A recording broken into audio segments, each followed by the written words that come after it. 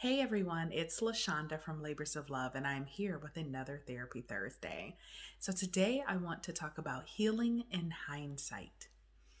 So, um, very good friend of mine, he's like a brother. His name is David Fairbanks, and he is the owner of Lions Pride Wellness Center in Cincinnati, Ohio. And one of his services that he provides, in addition to Olympic weightlifting and other um, fitness forms like that, is he does in-home fitness services for couples that helps you work on functional movement and mobility.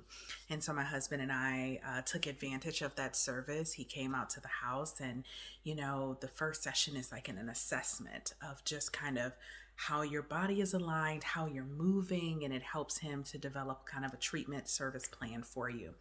And, really enjoyed it. My husband and I really enjoyed doing it together and spending time together. So, during the process, I took some pictures and I wanted to post the pictures. I wanted to, really share the work that David's doing and advertise the service because it's really awesome. And I posted the pictures. He took some of the video from the workout and he posted a video. We ended with I don't even remember what it's called, the real heavy balls, the 20-pound balls. We were doing ball slams, and he posted the video and, shared it on social media, and I reshared it on social media. And then it hit me. There was a time, not that long ago, for sure, where I would have watched that video and been disgusted, repulsed, would have been like, oh my God, no, don't share that.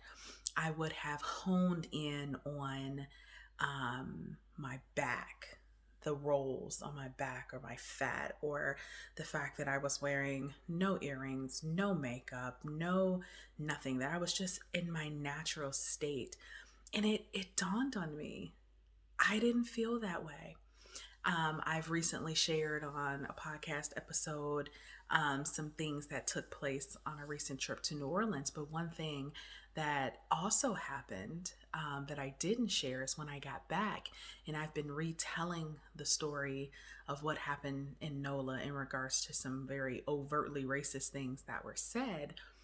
I also want to highlight that while I was there, I felt so comfortable in my skin. Yes, I was dealing with navigating the world in a fat black body, woman's body, but being a fat black woman, I felt good about myself. And I realized that it's not like it used to be. I would feel good about myself the day I got my hair done and my hair was looking all good, or if I got an outfit that made me look slim, which is why I wore so many dark colors, especially black. There were circumstantial and external things that caused me to feel good about myself. But what I am realizing now is that no, genuinely, I love myself. And there was a point in time where I tried to fake what I have now. I tried to externalize and present like I was a person who genuinely felt confident.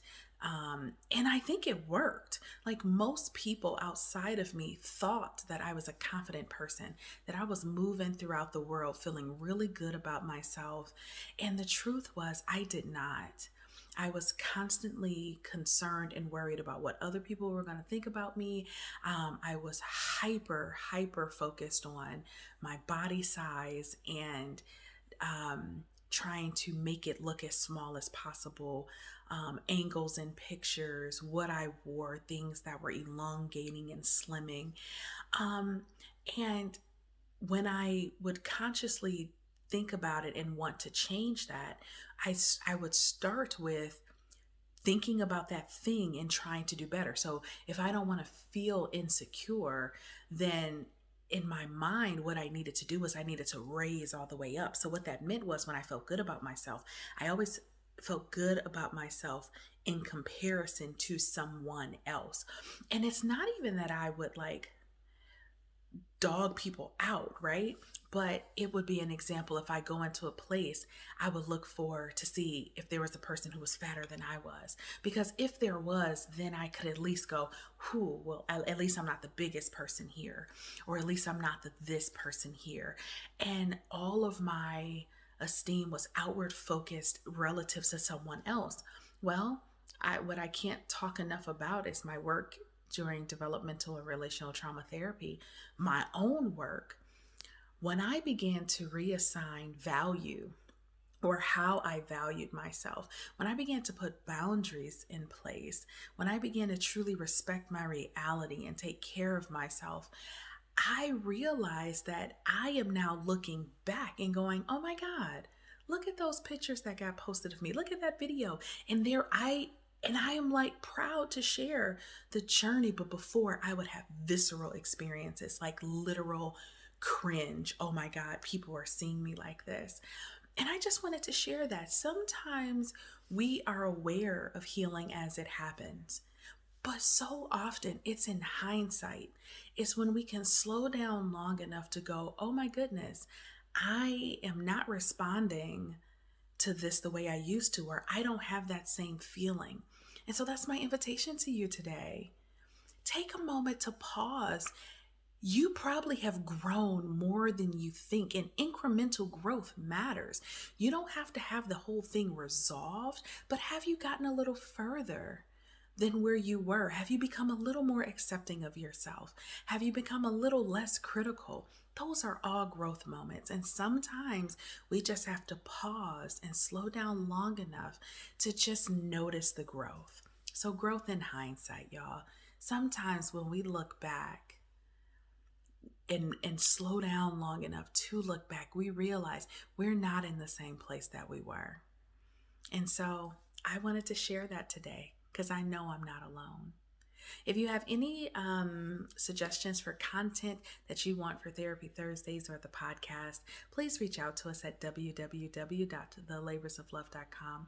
We're on all the major social media outlets. Do not forget our YouTube channel where we house our Therapy Thursday videos and our new page on Instagram specifically for the podcast. And if you haven't already, go ahead and give us that 5-star rating, write us a review, and share the podcast with your friends and loved ones. Until we connect again, you all be well.